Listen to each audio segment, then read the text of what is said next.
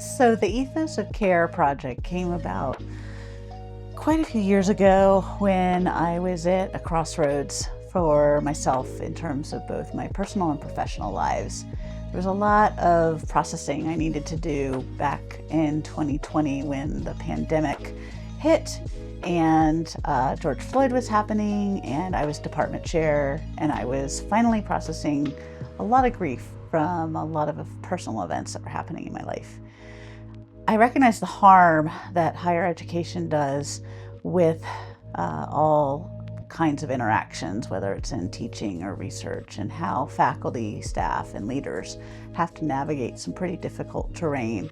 And what we're told to do is build up our thick skins and get the calluses and armor up. And that's not me. And so I was late night, one of those magical moments where I came up with this pledge of how I wanted to interact with other people. And it's a 10-point pledge that talks about all kinds of things, from how we treat ourselves to how we interact with our colleagues and the way in which we go about collaborating. That pledge blew up, and a lot of people really liked what they read and wanted to learn more about the pledge. And so then I got in touch with a bunch of different collaborators, because I don't like working alone. I love to work with people and connect with others.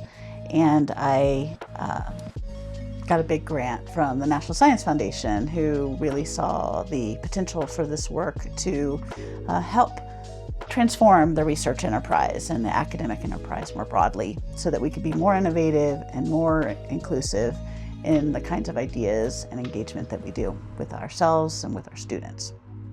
With that project, I created an entire Ethos of Care for Transformational Change credential and a convening of fellow colleagues in a variety of contexts.